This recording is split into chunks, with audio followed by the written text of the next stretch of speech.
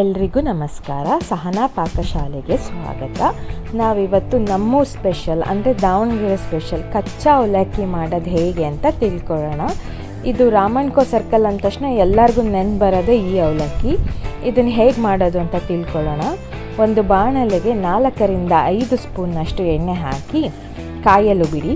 ಕಾದ ನಂತರ 1 ಸ್ಪೂನ್ನಷ್ಟು ಸಾಸಿವೆ ಹಾಕಿ, ಸಾಸಿವೆ ಸಿಡಿದ ನಂತರ 1 ಸ್ಪೂನ್ನಷ್ಟು ಜೀರಿಗೆ ಹಾಕಿ 4ರಿಂದ 5 ಹೆಚ್ಕೊಂಡಿರೋಂತಹ ಹಸಿಮೆಣಸಿನ್ಕಾಯಿ ಹಾಕೋಣ.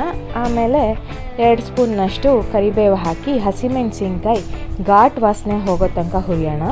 ಇದಕ್ಕೀಗ ಸಣ್ಣದಾಗಿ ಹೆಚ್ಚಿಟ್ಕೊಂಡಿರೋಂಥ ಈರುಳ್ಳಿ ಹಾಕೋಣ. ಹಾಕಿ ಈರುಳ್ಳಿ ಗರಿ ಆಗೋ ತನಕ ಹುರಿಯೋಣ.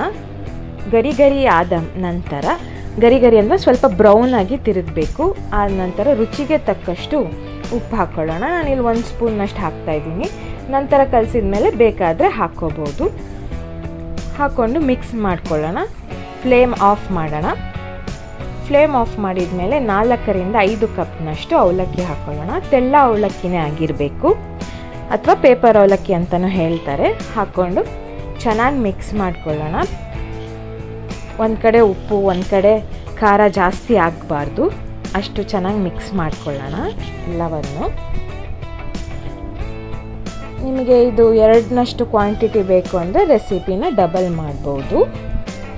ಇದಕ್ಕೀಗ 1 ಹಿಡಿಯಷ್ಟು ಕೊತ್ತಂಬರಿ ಸೊಪ್ಪು ಹಾಕಿ ಅರ್ಧ ಕಪ್ನಷ್ಟು ಕಾಯಿ ತುರಿ ಹಾಕ್ಕೊಳ್ಳೋಣ. ನಿಮಗೆ ಕಾಯಿ ತುರಿ ಹೆಚ್ಚಾಗ್ದಷ್ಟು ರುಚಿ, ನಿಮ್ಗೆ ಇಷ್ಟ ಆದರೆ ಇನ್ನೂ ಜಾಸ್ತಿ ಹಾಕ್ಕೋಬೋದು. ಹಾಕ್ಕೊಂಡು ಚೆನ್ನಾಗಿ ಮಿಕ್ಸ್ ಮಾಡ್ಕೊಳ್ಳೋಣ. ಹುಳಿ ಅಂಶಕ್ಕೆ 2 ಸ್ಪೂನ್ನಷ್ಟು ಲಿಂಬೆ ರಸ ಹಾಕಿ ಚೆನ್ನಾಗಿ ಮಿಕ್ಸ್ ಮಾಡ್ಕೊಳ್ಳಿ. ಇದು ಹಸಿ ಈರುಳ್ಳಿ ಹಾಕೋಣ, ಸುಮ್ಮನೆ ಎಕ್ಸ್ಟ್ರಾ ಟೇಸ್ಟ್ಗೋಸ್ಕರ ಅಷ್ಟೇ. ನೀವು ಬೇಕಾದರೆ ಸ್ಕಿಪ್ ಮಾಡ್ಬೋದು. ಹಾಗೆ ಸೇವ್ ಅಥವಾ ಖಾರದ ಕಡಲೆ ಬೀಜ ಏನು ಬೇಕಾದ್ರೂ ಹಾಕ್ಕೋಬೋದು.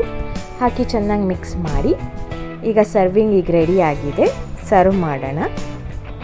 ನಿಮಗೆ ಈ ವಿಡಿಯೋ ಇಷ್ಟ ಆದಲ್ಲಿ ನನ್ನ ಚಾನಲ್ಗೆ ಸಬ್ಸ್ಕ್ರೈಬ್ ಆಗಿ. Thank you.